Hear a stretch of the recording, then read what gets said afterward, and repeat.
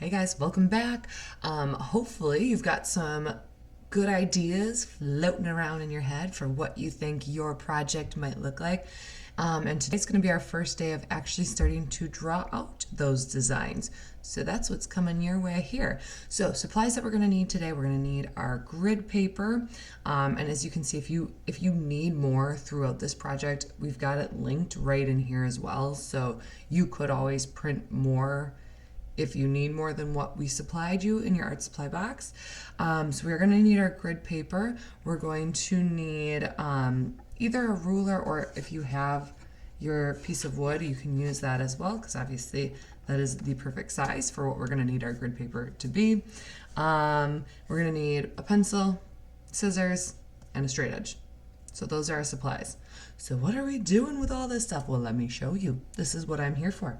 Okay, so our first step is we need to make our grid paper the same size as our piece of wood.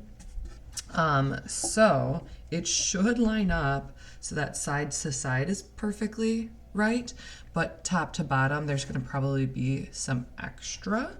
So we're going to just want to trim that off, or you could just kind of draw the line really nice and dark.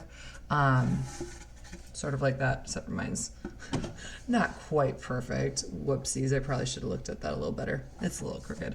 But if you don't have your piece of wood right next to you, you can always measure it out.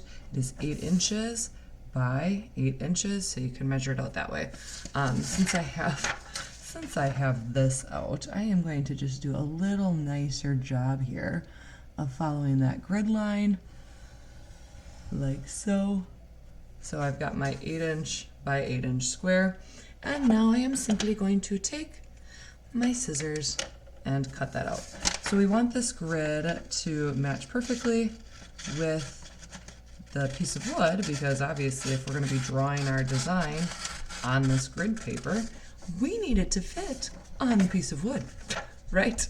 Like, that is going to be the goal. That is what we are doing all this brainstorming and planning for, so that it makes it easier once we get to the final portion of our project in a few class periods here. But remember, we are going to do a few different designs. We want to make sure that we have a lot of ideas before we choose which one we're going to stick with, and that way we are sure that we have found our favorite one, and we are going to love our nail and string art once it's done. Okay, there we go. So there is my grid, and as you can see, it matches the piece of wood. So that's going to be our first goal.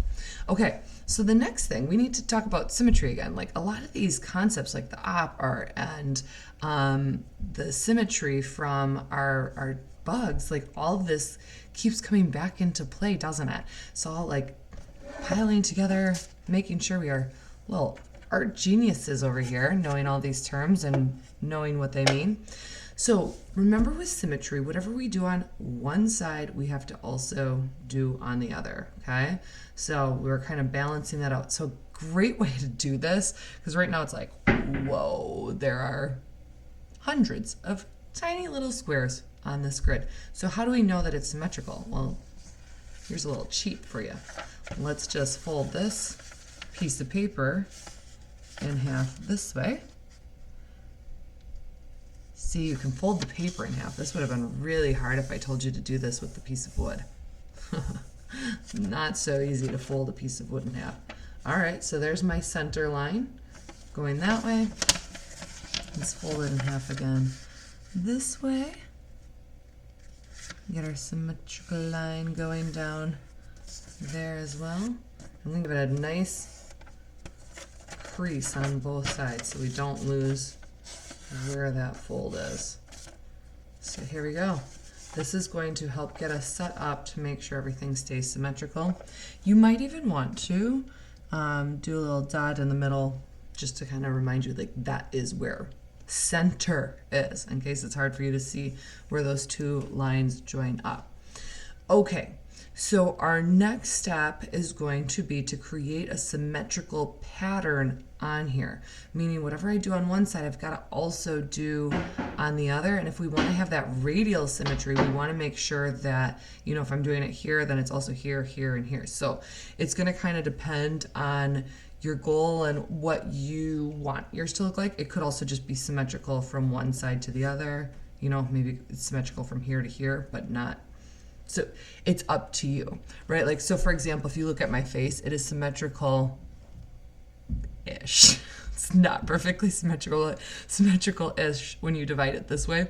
But if you were to divide it this way, no longer is symmetrical, right? I only have one nose and it's not on the top and the bottom, and one mouth not on the top and bottom. But I do have, you know, the center of my nose is kind of cut in half a mouth on each side, ears on each side, eyes, eyebrows. So it is mostly symmetrical this way. So you get to decide if you want it to be symmetrical all the way around, or just, you know, from the vertical or horizontal symmetrical. Anyway, moving on. Another thing that you might want to do too, if you're like, well, I'm not really sure, how am I supposed to know that? You can start looking at designs. You know, if you didn't get around to that yesterday during that brainstorming and while we're kind of watching those videos and thinking about what we wanted this to look like, you could also look for ideas that way, get inspired. Like, that's a good thing to look around and get inspired by things around you before you just start randomly doing stuff. So don't feel bad if you need to take a peek on the Google or wherever to get some ideas for this project as well. I am going to start off though with, I think I'm going to do like a circle in the center, and then I want to kind of have like lines coming out in an X. So I'm going to make sure that everything I do, I'm going for radial symmetry. Everything I do on one side, so this is from the center, 1, 2, 3, 4, 5, 6. So on the sixth one, so 1, 2, 3, 4, 5, 6. Counting that out, 1, 2, 3, 4, 5, 6. Obviously that would be right there. So I want to make sure I'm kind of counting them all. It's hard to see with that brightness, isn't it? So there we go. You can see that it's 6 up from center here, 6 down from center here, 1 over, 1 over, 1 over, and 1 over. So far we've got that symmetry going. Apparently I can't talk today. All right, and I'm going to keep on going. I want it to be kind of circular in the center here. Now, you want to make sure that you understand that the closer we put our nails, which each of these little dots here is representing where a nail will go, the closer I put them, the tighter the yarn or the thread that we have is going to be as we place it on those nails, right? The further apart they are, the more space there's going to be in between them. So just something to keep in mind. My suggestion is usually it works best, especially for this first one, if we don't go any closer than 1 square away. So that would be the closest we want to put it. Usually we don't want to do a half square away. It just gets really hard to get the thread in between and stuff like that. And then the farthest I would suggest for this first one is going to be, at least for things that are supposed to be like next to each other, like the outline of something, would be 2 spaces away. Now that being said, I'm going to show you guys really quickly the design on the paper here. You can see that almost everything I just said is true. So it looks like a diamond shape in the center, and then there's like some lines coming out from each of those corners of the diamond. But then if you notice in like the corners of the piece of paper, like right there and way over there and up here, and there's one that's blocked by my video here, that there's like just a random nail hole that's going to be there. So I'm going to scroll on to 2 slides here. So with those random ones, you can see what you could do here is kind of connect the inside of that original shape to something coming out. So once again, for all of those spaces that we want it to be like part of the same figure, we want to keep those dots within like 1 or 2 squares of each other. That being said, you know, rules are meant to be broken. So if we have a few outlying ones, that can really add depth and dimension to your geometric shape as well. This is in the slides, so feel free if you want to reference that, or once again, go to the Google, check out some different shapes that you like there as well for inspiration. Okay, so coming back to this, I'm just going to keep on going here. So making sure that I'm doing the same design on this side. Now I am not going to have you guys sit and watch me do this for like a half hour. That would be really boring. So instead, I'm going to have you guys just refer to what we're seeing here in our slides for some different pattern ideas. And really, by the end of this class, we just want to make sure we have our symmetrical dots on this piece of paper. However, that being said, I know for some of us, it might not take an entire 30 minutes of class time plus 30 minutes outside of class time, and maybe you want to work ahead a little bit. So for those of you that like to work ahead a little bit, let me give you a little sneak into what next class is going to look like. For next class, we're going to be using our pencil once again, plus a straight edge to connect those dots. And there's going to be, you guys, literally dozens, maybe hundreds of ways that you could connect the dots, right? Like I could connect the dots. I'm going to do it different on each side here. I could connect them like this, where they each kind of come into that center point if I wanted to use that center point.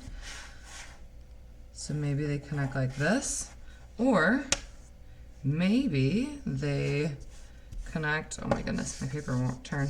So I'll just show you a little closer up. There's that way. Maybe they connect like, I mean, this isn't giving me a ton of options since I don't have a ton going on here, but maybe they connect like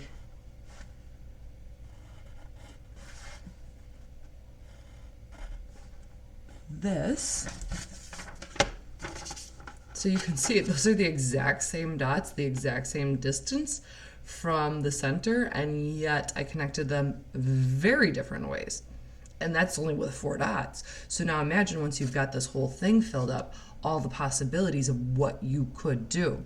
So we are going to play around with this, and obviously we're going to do more than one geometrical shape like this. We will be doing this another class period as well, where we create a second version with a whole new pattern, because we want to have multiple ideas to work from. But that's kind of where we're going with this. So if you do want to work ahead and start kind of planning out how you're going to connect those lines, you definitely could start that this class period. And then by the end of the next class period is when you would want to have your first full design done, where you've put in all of your nails, or not actually put the nails, but put the dots where the nails would go, and then connected the lines as well. So you've got 2 full class periods to get 1 full design completed. And once again, in our slides, you can check out this example too, or check out, different geometrical shapes online to get inspiration that way if you like to, or just have fun and be carefree and creative. As long as you're making sure you're kind of counting and making sure that everything is symmetrical, you're probably going to turn out, you have something really cool at the end of it. So excited to see what you all come up with. See you next time.